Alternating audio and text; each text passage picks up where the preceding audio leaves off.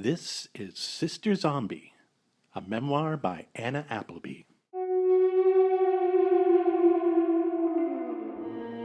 This podcast is performed by Angie Morency, written and produced by Harold Brody.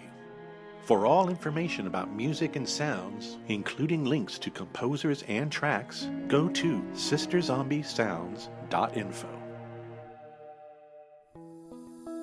When we last left our story, Anna had to bring the deceased football coach Holden back to life, and now turned her attention to the dead student, Paolo.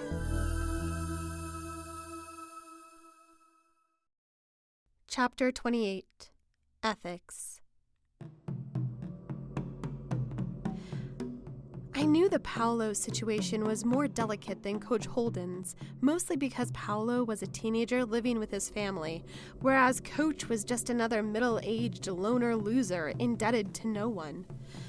I only had a few minutes to concoct a plan as I drove, since we lived in a small town and Paolo's house wasn't far.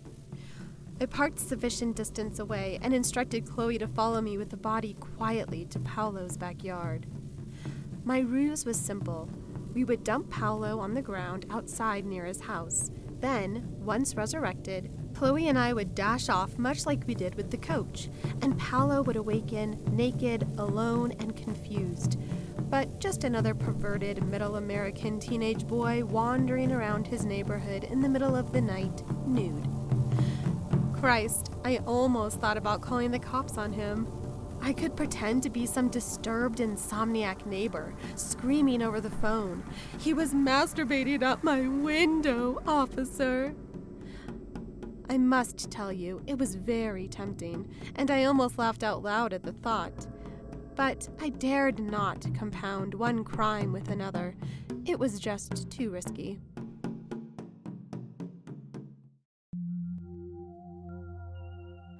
I won't bore you with too many details of the Paolo rebirth.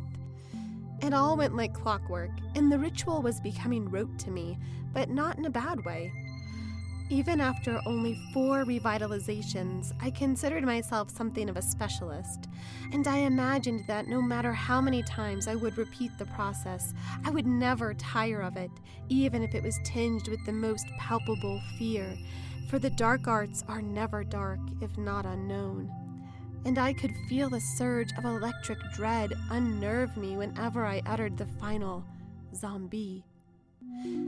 It was exhilarating, to be sure, but it faded fast, and I was left to my worries, the infinite combinations of wrong that could befall me following the release of a new soul into a world webbed with betrayal. My only reservation regarding the ritual itself was the anointing phase, for it required a foray into a world far too physical for my tastes. Who on earth would want to touch the naked Paolo? Sure, he was firm and young, unlike the masticated Holden, but he was no less revolting, no less masculine, no less so unforgivingly alpha. Really, his death and subsequent regeneration was his only salvation, his only hope for absolution from proliferating in a world that needed him like the plague. I was his instrument of deliverance. At least that's what I told myself as I closed my eyes and rubbed him down, feeling disgusted, emboldened, half doctor, half shaman, all powerless and powerful at once.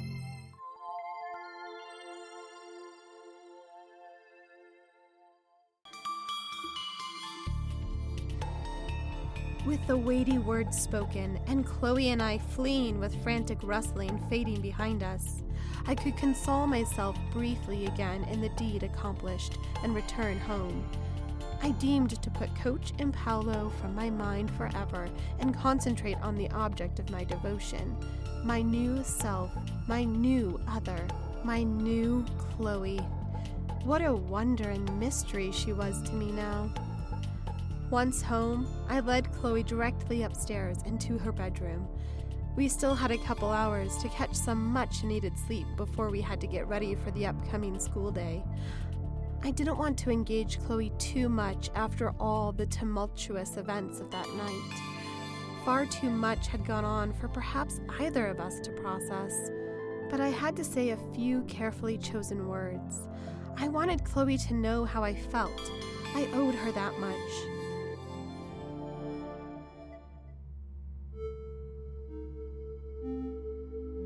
Chloe lay down in bed, her eyes upon me. I sat down next to her and spoke. "Chloe," I said, "I don't think it's right to kill people. That's just how I feel. Do you understand?" Chloe looked at me with her blank gaze. "But you make them alive," she said. This told me that Chloe understood the whole progression of the evening. She hadn't gone out to kill anyone. She had gone out to give them new life. "Yes," I said, "but next time, come to me first, before you leave the house." Chloe's gaze shifted, and she looked at me strangely perplexed. "But you wanted me to go," she said. "Now James will be quarterback again." "But how do we know that?" I said. "I didn't tell them that." "But it's what you want." I couldn't lie to Chloe. "Maybe," I said. "But can you just come to me before you leave the house, please?" Chloe looked away from me, and for a brief moment I thought I was losing her. I spoke quickly, trying to repair the bond between us. "It's just because I worry about you. I worry that you might get hurt or lost or caught or something terrible, and I could never bear that because I love you so. Do you understand?" Chloe's eyes went blank again, but they weren't wavering or cruel. They were just there. She looked right into me, past me even. "You're my sister," she said. "And you're mine.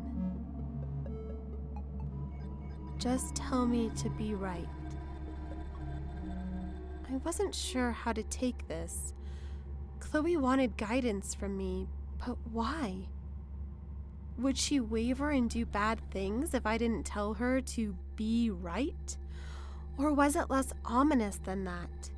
Was she truly a tabula rasa, receiving my subconscious will, in need of something more firm, more spoken, more prevailing, more secure? Perhaps she was floating suspended in an arduous space, wanting a tether to something immovable, reaching for tenets I had yet to provide. Maybe a charge to be right was all she required. From there, the bedrock was laid, and she could lead a virtuous next life.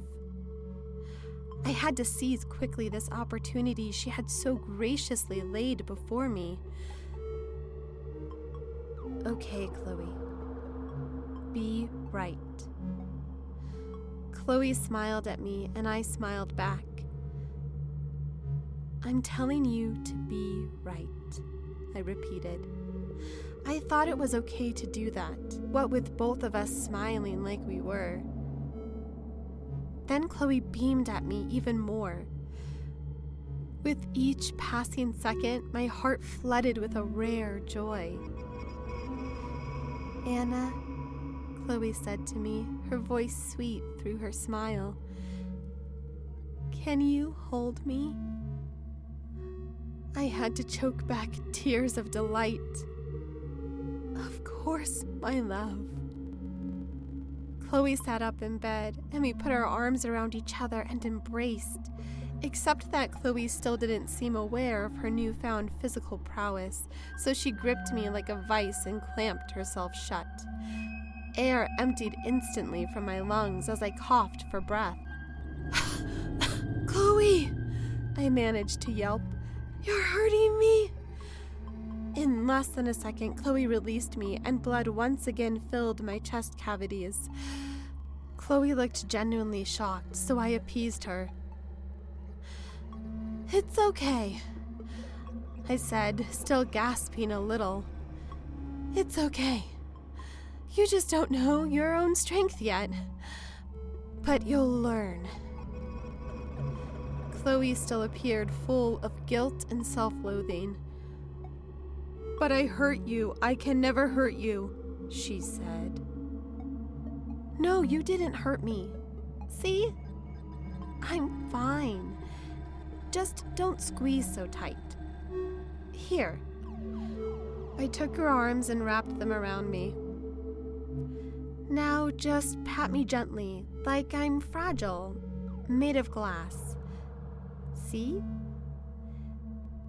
Chloe moved her arms awkwardly over my skin, but I could sense she was reassured and that her joy and her smile were coming back. "I can't hurt you," she said. "You won't." I released Chloe's arms from around me. "Now let's get some sleep," I said. I rose from the bed. Chloe slunk back under the covers. I swear she was asleep before I left the room.